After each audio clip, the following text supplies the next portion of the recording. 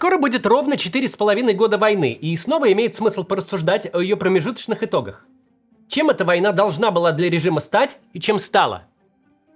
Так сложилось, что своими действиями, а именно первым в истории путинской России судебным исключением партии из бюллетеня на выборах в Государственную Думу, снятием прежде безобидного яблока, система сама дает нам ответ на этот вопрос. Насколько у нее все стало хуже с ресурсами, с контролем, с поддержкой, с управляемостью. Чтобы рассуждение это имело смысл, давайте сразу обозначим реальную цель нападения на Украину, и все последующие события будем рассматривать относительно этой цели. Прежде чем начнем разговор, напомню, по ссылке в описании доступен наш гайд «Как обойти блокировки интернета».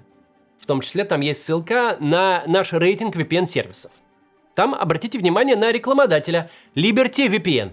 У них сейчас акция 30 дней, можно бесплатно протестировать сервис.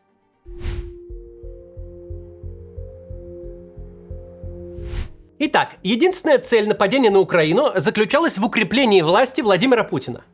Аннексия Крыма на несколько лет прекратила существование протестного движения в России.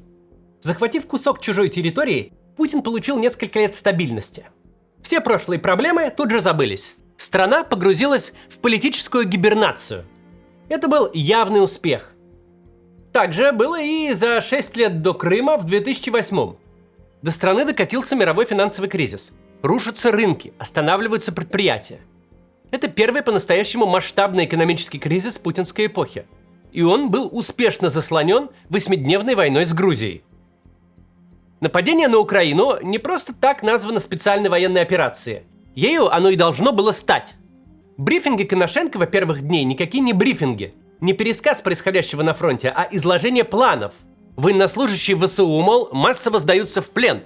Националистические батальоны оказывают очаговое сопротивление, с подавлением которого боевые действия будут окончены.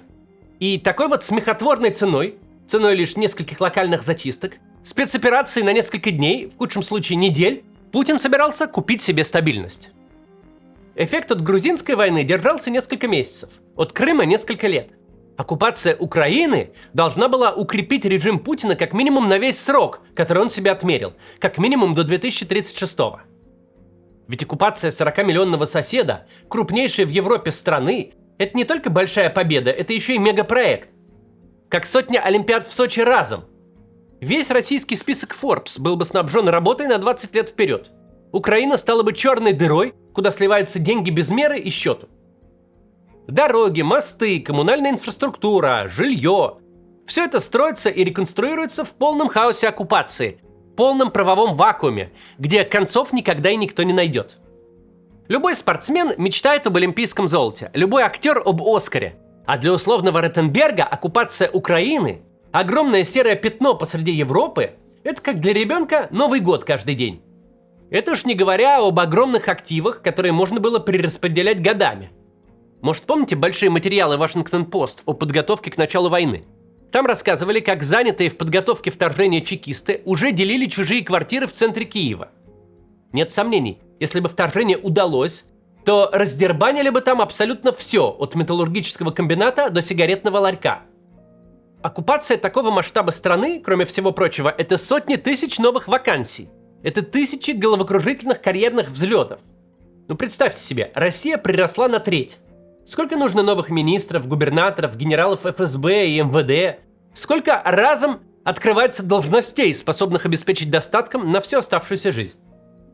В этом варианте, в случае, если бы спецоперация получилась, как многие тогда ожидали, включая западных аналитиков, никаких серьезных санкций бы не случилось и никакой настоящей изоляции. Смысл санкций – попытаться предотвратить какие-то действия. Если все уже случилось, если Украина уже попала под контроль Путина, никакого смысла махать кулаками после драки нет. В этом варианте не было бы вообще никакой нужды наводить в стране особую полицейщину. Закрывать эхо Москвы, выдавливать дождь, принимать законы о дискредитации и фейках. Все противники Путина сами бы себя аннигилировали. Когда есть большая, яркая, безусловная, бескровная, дешевая победа, то любой человек, который возьмется рассуждать, как это плохо и незаконно, будет выглядеть как гость на чужом дне рождения, который рассуждает, что с каждым годом мы все ближе к смерти. Победа есть победа. Путин, мол, провел полицейскую спецоперацию и за несколько дней сделал то, что никакие американцы не осилили бы и за несколько лет. Любые рассуждения о том, как это было подло, мерзко, незаконно и неправильно, проходят по разряду либерального нытья и дискредитируют только говорящего. Вспоминая поставленную цель – сохранение и укрепление режима, давайте коротко опишем 2026, если бы все было так, как мечталось. Абсолютно подавляющее большинство граждан пребывают в энтузиазме от настолько мощной внешнеполитической победы. Весь западный мир, Европа и США выставлены ни на что негодными слабаками, у которых на вооружении стоят лишь новейшие образцы глубокой озабоченности. Путин же в глазах своих граждан и с точки зрения внешнего мира тоже выглядит единственной силой, способной ставить и решать задачи, ни на кого не оглядываясь. Путинская элита, даже если что-то номинально и теряет в результате каких-то санкций, 100 крат себе это компенсирует, осваивая новую страну. Перед бюрократией и силовиками открываются карьерные дороги, о которых они и мечтать не могли. Демонстративные санкции, введенные в первые недели, очень скоро перестают действовать фактически. Потому что они бессмысленны с одной стороны, и с другой, того, кого за считанные дни захватил крупнейшую страну в Европе, просто опасно раздражать. Оппоненты власти расколоты и демотивированы, и деморализованы. Из-под них уехала электоральная база. Можно проводить любые выборы с любыми участниками. На этом празднике национального величия у оппонентов просто не остается никаких шансов. Пенсии, зарплаты, медицина, коммуналка – вся повседневная жизнь страны будет исключена из повестки дня сплошным карнавалом русского мира на Крещатике. Но где же, собственно говоря, Владимир Путин оказался спустя 4,5 года относительно тех целей, которых собирался достичь?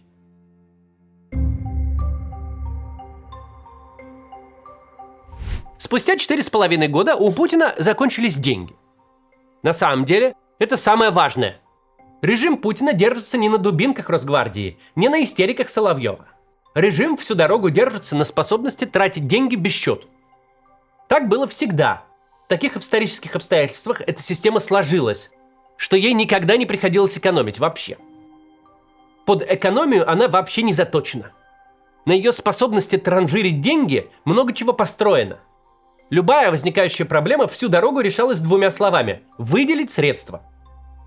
Впервые российское государство всерьез обсуждает, на что оно будет жить дальше. Резервы истрачены, поднимать налоги уже некуда, из-за границы в долг никто не дает. Режим, который до войны купался в деньгах, теперь приходит к своим олигархам и говорит: дайте денег. Бюджетный кризис в нашем случае – это не просто бюджетный кризис. Режим лишился очень важного инструмента. Нет сомнений, что избыток денег укрепляет любую власть, дает ей больше возможностей. Власть, у которой есть избыток денег, может покупать лояльность элит, может реализовывать амбициозные проекты, может раздавать красочные подарки гражданам, когда это необходимо. Может делать вид, что в экономике почти не существует налогов, что страна с государством живут в противофазе. Мол, государство раздает деньги, а не люди содержат государство. Власть, у которой есть избыток денег, точно живет гораздо дольше и счастливее, чем власть, лихорадочно бегающая в поисках лишней копейки. Повышающая налоги, чем бесят граждан, обирающая собственную элиту и выдумывающая способы изъять депозиты из банков только для того, чтобы протянуть еще год-два. В 2021 году режиму Путина было некуда девать деньги. В 2026 он не знает, на что будет жить. Сейчас обсудим и другой результат войны после небольшой рекламы. Если вы планируете поехать за границу этим летом, стоит подготовиться заранее и на всякий случай завести себе карту другую иностранного банка. Причем такие, чтобы пополнять можно было прямо с российских карт и выводить обратно. Однако стоит быть внимательным. Сейчас появилось немало мошенников, предлагающих открыть зарубежную карту, и среди них есть и клоны уже известных и надежных компаний. Поэтому используйте верные ссылки и выбирайте проверенный сервис. Например, сервис MasterCard Bridge. Его основал мой зритель Данила еще в 2022 году. Он работает с банками напрямую, поэтому цены у него доступней, а сроки открытия от 1 дня. Кроме того, Данила дает гарантии.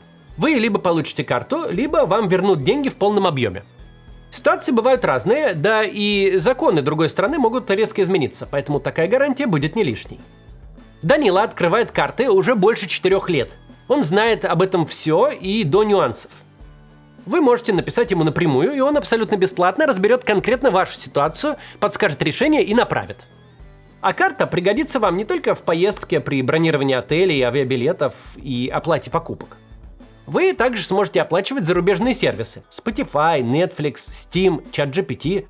Сможете пользоваться Swift, подключить карты к Apple Pay или Google Pay, хранить деньги на зарубежном счете в валюте, получая проценты. Кстати, если у вас есть уже карта Казахстана, Данила поможет ее продлить на 5 лет и доставит вам. Сейчас цены на открытие карты выгоднее, чем когда-либо. Однако и возможностей с каждым месяцем становится все меньше. Поэтому лучше не тянуть. В описании к ролику у меня стоит оригинальная ссылка на сервис MasterCard Bridge. По промокоду MaximCats скидка в 30%.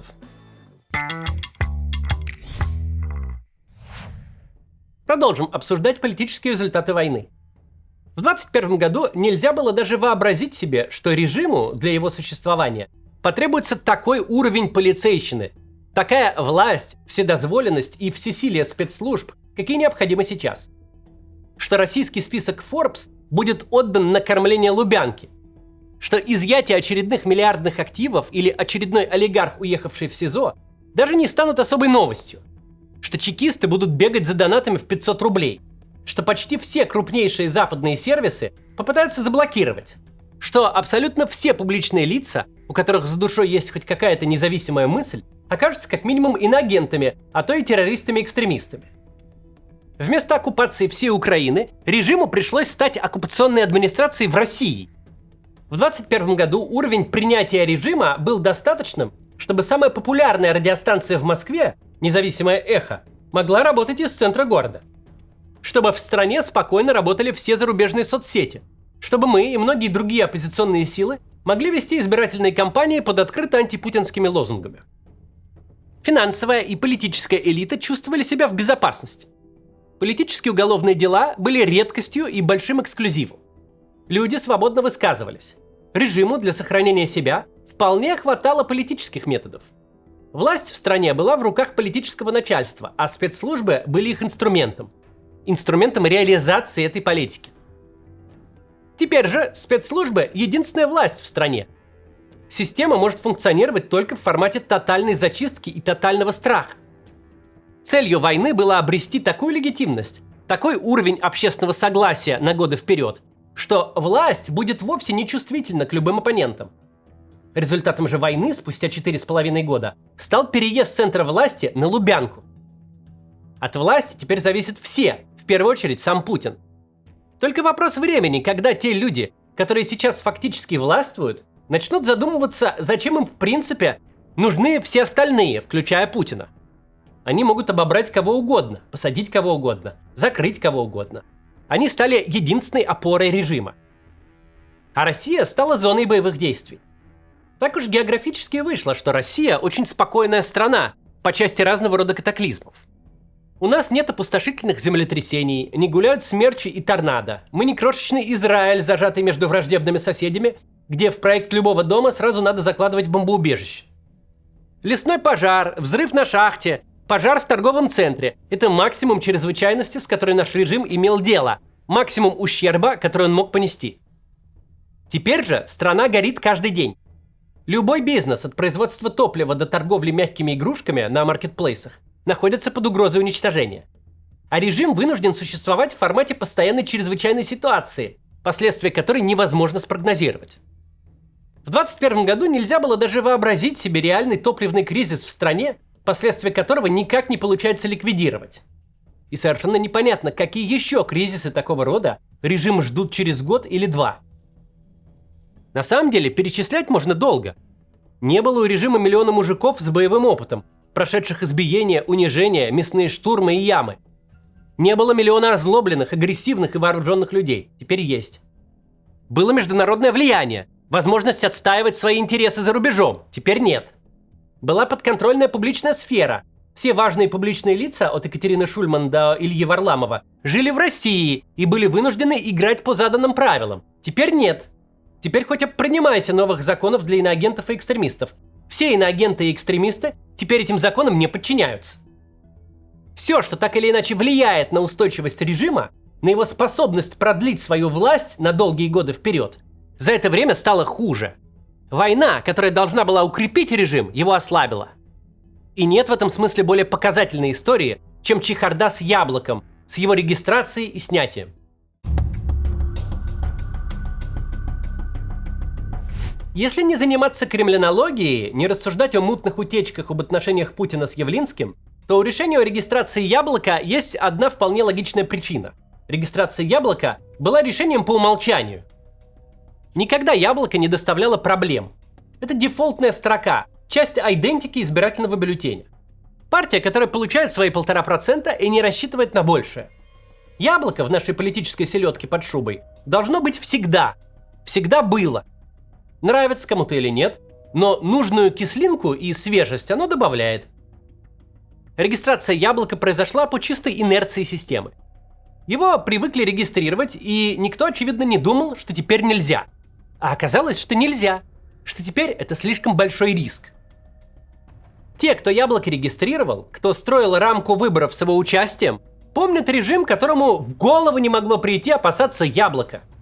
Режим настолько мощный, богатый, уверенный в себе и лояльности избирателей, что может себе позволить безо всяких для себя проблем дать избирателю этот номинальный выбор.